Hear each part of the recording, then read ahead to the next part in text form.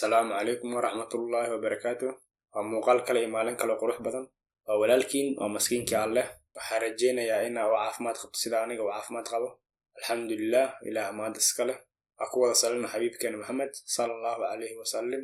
Maanta muuqaalkeena wuxuu ku saabsan yahay magaalada Jönköping, taasoo ah mid ka mid ah magaalooyinka ugu qurxan waddankan Sweden. Fadlan intaan muuqaalka usii gudagelin, haddii aad horey noola joogtay like inoo saar, haddii aad halkan ku cusub tahayna subscribe inoo dheh. Mahadsanid.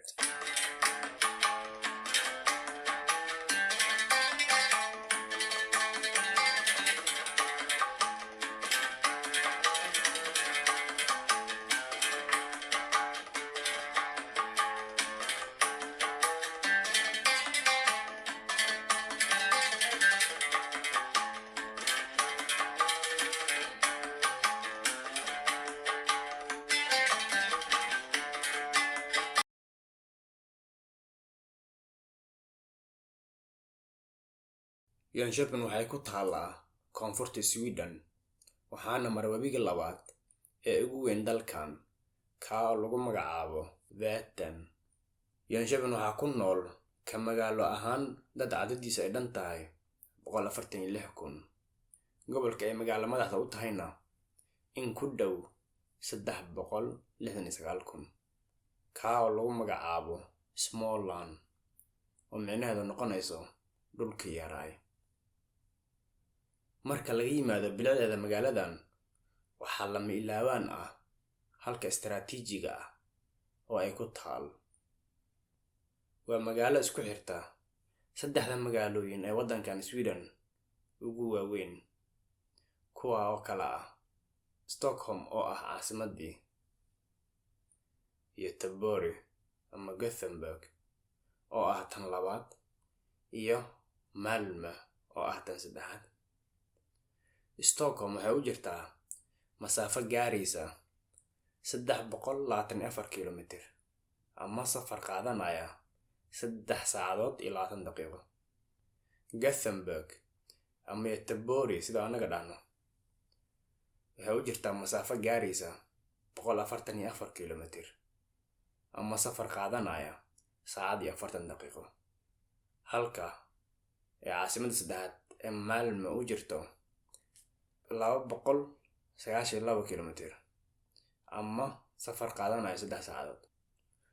Jönköping waxay salka ku haysaa taariikh aad u fac weyn, taas oo ay dhaxashay casrigii ama xilliyadii dhexe, maadaama ay tahay goob istaraatiiji ah, isla markaana waxay ahayd xarun ciidan iyo goob ganacsiga ku habboon, taas oo inoo qeexaysa muhiimadda ay magaaladan leedahay.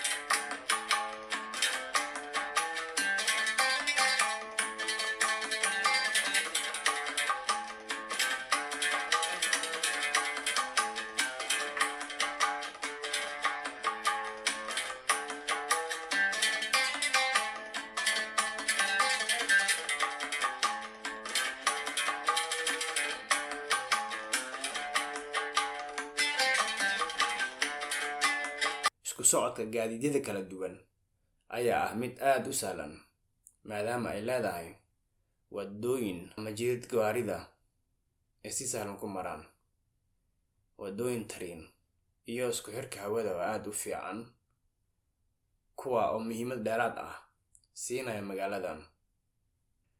Magaalada waxay hoy u tahay jaamacadda Jönköping University oo ah macad waxbarasho caana ku ah cilmi baaristeeda iyo barnaamijyo tacliineed oo kala duwan, taas oo ay ku soo jiidato arday ka socota caalamka daafihiisa.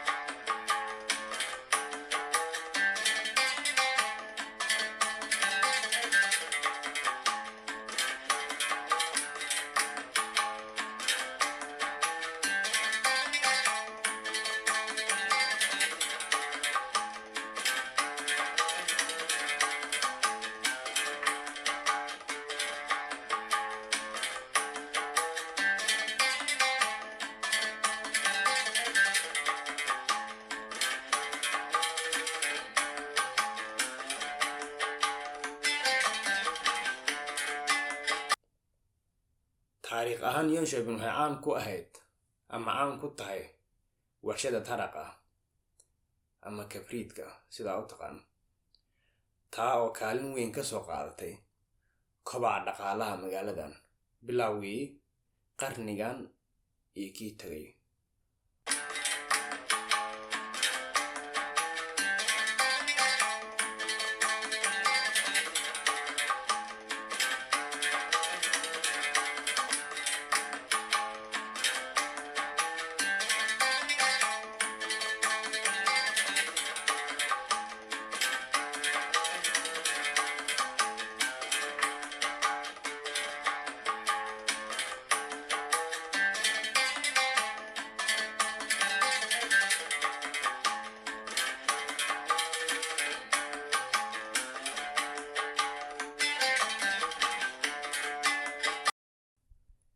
Magaaladan waxay ku faantaa dhowr jardiinooyin ama xadiiqooyin oo aad u qurux badan iyo meelo doog ah sida Rådhusparken iyo Stadsparken, kuwa u saamaxaya dadka deegaanka iyo kuwa soo booqdaba meel ay ku nafisaan isla markaana ka bogtaan quruxda dabiiciga.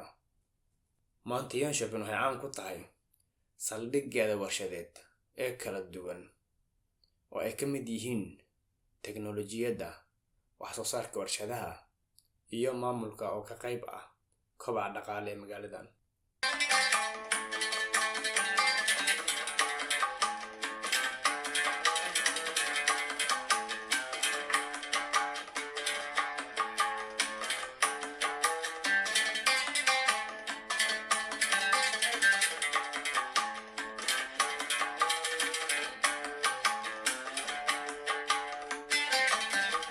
mar meel haddii aad taariikhdeeda baaraysid waxaa lama huraan ah inaad booqato madxafkeeda. Jönköping waxaa ku yaal dhowr madxaf, laakiin waan cudur daaranayaa maadaama aan ka gaari waayey inaan wada booqdo.